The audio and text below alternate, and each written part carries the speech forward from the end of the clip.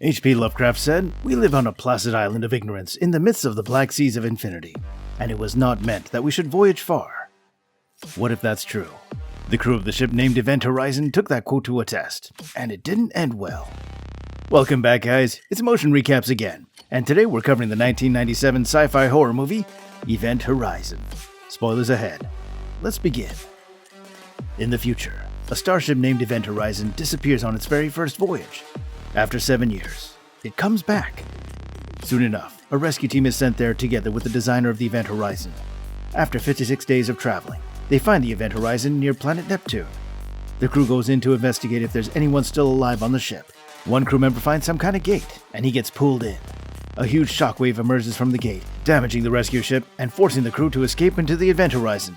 The crew finds out that there's no living soul on the ship. However, when they find the corpse of an old crew member, they realize that something is really wrong with the ship. Now, before I tell you what that is, take a moment right now and subscribe to this channel, like this video if you're enjoying this recap thus far, and hit that bell icon to be notified of when we have another movie recap ready for you to enjoy. After all, time is precious. Who has 2 hours to commit to a movie? So with that said, let's commit the next 10 minutes to Event Horizon. Here we go. In the near future, humanity has successfully colonized the moon and other planets in our solar system and is venturing deeper into space, but it still has not yet achieved faster-than-light spacecraft. The year is 2047. A group of astronauts of a rescue vessel named Lewis and Clark is sent to investigate and salvage the long-lost starship Event Horizon, with the help of its designer, Dr. William Weir. The ship disappeared during its maiden voyage to Proxima Centauri and has mysteriously reappeared in a decaying orbit around Neptune. The crew of the Lewis and Clark are in a hurry, and they go into stasis together with Weir because they need to travel to Neptune, and that takes a long time. 56 days later, Weir wakes up and he hears his wife's voice calling for him. He gets out of his pod and he goes to investigate. Soon, he finds his wife, but when he turns her to look at her face, it horrifies him when he sees that she doesn't have any eyes. Weir then wakes up for real and he gets out of stasis. The crew and Weir go to a meeting room where they finally introduce themselves.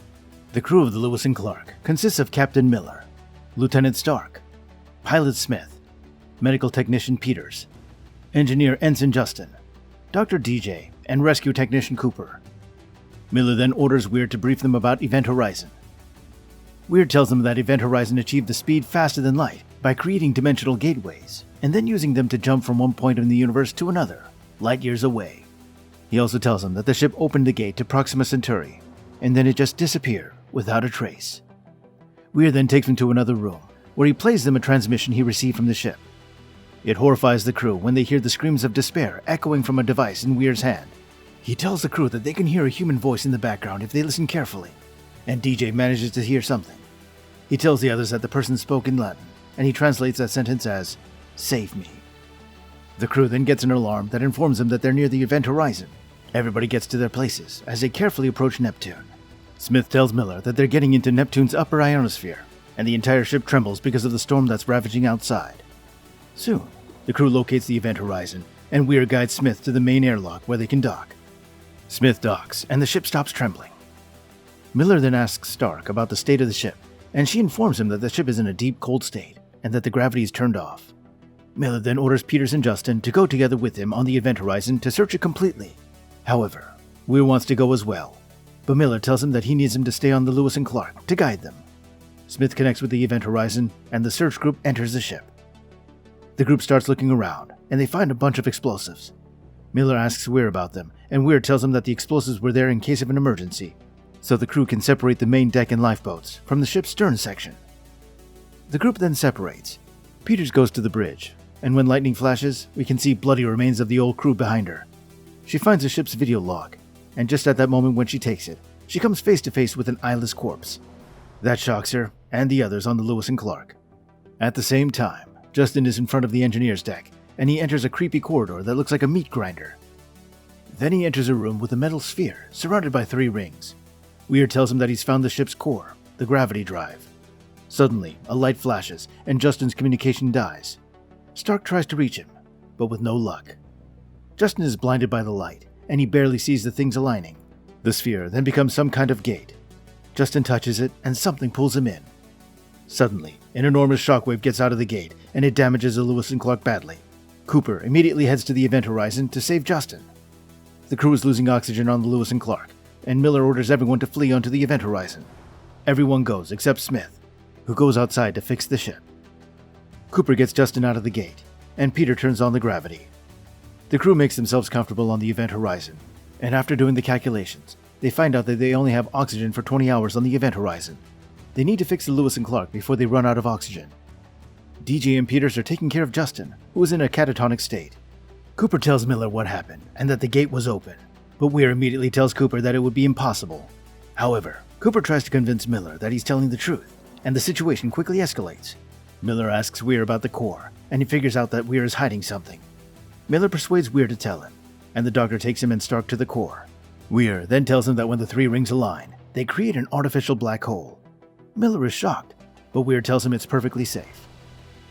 At that moment, Peters is in the medical room, and she hears someone calling her. She calls DJ to check where he is, and he's not even near her.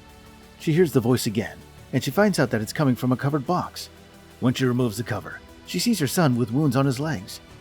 Peters begins crying, but then DJ appears. Peters realizes that she just had a hallucination. Smith then gets on the event horizon, and he briefs Miller about the state of the Lewis and Clark. Then everyone gathers around to watch the video log that Peters found. The video starts, and it looks totally normal. However, after some time, it becomes really distorted. Peters tells Miller that she will try to clean the video up. The crew groups up, and they talk about the things they saw. Weir tells them that those are just hallucinations, but they don't believe him. Smith then argues with Weir, saying that the ship is evil and alive. The situation quickly escalates. However, DJ puts a scalpel on Smith's neck, and the situation calms down. Then we can see DJ's face, and it looks like he doesn't have control over his actions. Smith tries to attack Weir, but Miller grabs him and orders him to go and fix their ship. Justin then emerges from the catatonic state, because of what he has seen on the other side. Then he attempts suicide by decompression. However, Miller saves him. The crew then puts Justin in stasis. Miller then orders Peters and Stark to go to the bridge and to fix the log that they found. Then he talks with Weir, and he asks him where the ship has been for 7 years. Weir assures him that he doesn't know, but Miller still finds him suspicious. He continues to walk alone, and he hears a cry for help. Miller meets DJ, and Miller tells him that he saw his old subordinate named Korik. Miller then tells DJ that he was forced to abandon him to his death during a mission, because the lives of his old crew were at stake. He really thinks that something is wrong with the ship. DJ then tells Miller that he listened to the transmission a few more times, and he figured out that he understood it wrong the first time. The voice didn't say, "Save me." It said, "Save yourself from hell." Cooper calls Miller to inform him that he and Smith have almost finished patching up the Lewis and Clark. Peters manages to clean up the video log, and everyone is horrified when they see the crew mutilating themselves and each other. The ship's captain is holding his eyeball in the palm of his hands as he says, "Free yourself from hell." Miller immediately tells everyone that they're leaving the ship. Weir tells Miller that they can't do that, but Miller reminds him that their mission is finished because there's no crew to save. Miller then orders Stark to download the data files from the event horizon, and DJ to prepare Justin and Peters to find Smith, and to take the CO2 scrubs to the Lewis and Clark. Peters and Smith finish with gathering the oxygen. They head out, but Peters stops. It looks like the core has an influence over her. Then, she sees a child, and she follows it. Soon, she finds out that it's her son, and he's waiting for her at the end of the corridor. Peters rushes to him, but she's tricked, and she falls to her death. Weir shows up, and he's horrified when he sees the dead crew member. He hears his wife's voice, and then he's transported to a bathroom where she's getting ready. Weir begs her to stop, but she doesn't hear him.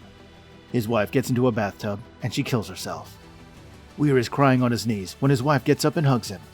She tells her husband that she has wonderful things to show him, and then she pushes her fingers into Weir's eyes. Cooper calls Smith, and he tells him that he's finished with patching up the ship. Smith then sees Weir getting out of the ship, and he calls Miller to inform him about Weir.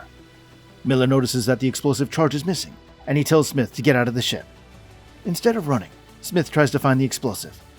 He manages to do that, but it's too late. The Lewis and Clark explodes, Smith dies, and the explosion throws Cooper away from the ship. However, Cooper is still alive. He blows his air tank, and he flies towards the ship. Miller then calls DJ, and he warns him about Weir. He tells him he needs to take him down if he sees him. DJ takes a saw as a weapon, but he's surprised by Weir, who smashes him around. Then he puts DJ on a table, and he starts cutting him. Miller soon finds DJ in a horrific state. He takes a gun, and he goes looking for Weir. In one room, Miller finds Stark unconscious. He picks her up, but then he sees that Weir is there too. His eyes are sewn together. Weir tells Miller that the ship was in another dimension and that it changed her, and she became alive. However, that dimension must be terrifying, because this ship is bloodthirsty. Weir tells Miller that they'll soon find out where the ship has been, and he commences the gravity drive. Stark attacks Weir, but he knocks her out before she manages to touch him. Suddenly, Cooper shows up and Weir fires at him. The glass breaks, and the pressure sucks Weir out. Miller and Stark get out, and they find Cooper, who managed to get back into the event horizon. Miller then tells him his idea. He plans to blow up the corridor and separate the core from the rest of the ship. Then he orders Cooper to send an emergency beacon, and Stark to prepare gravity couches. Miller activates the explosives, and he gets a remote controller, but then he gets attacked by manifestations of Korek, which turn out to be the resurrected Weir. The two of them fight, but Weir overpowers him, and he shows Miller where the event horizon was. Miller gets a horrid vision of that place, and he figures out that the ship was in hell. Weir then tells him that hell is just a word, and that the reality is much worse. However, Miller pulls out the remote and detonates the explosives, sacrificing himself. The gravity drive activates, pulling the ship's stern section into the black hole. Stark and Cooper enter stasis beside a comatose Justin and wait to be rescued. 72 days later, the wreckage of the event horizon is boarded by a rescue party, who discover the remaining crew in stasis. Stark sees Weir posing as one of the rescuers and screams in terror, but Stark wakes up and realizes that it was just a nightmare.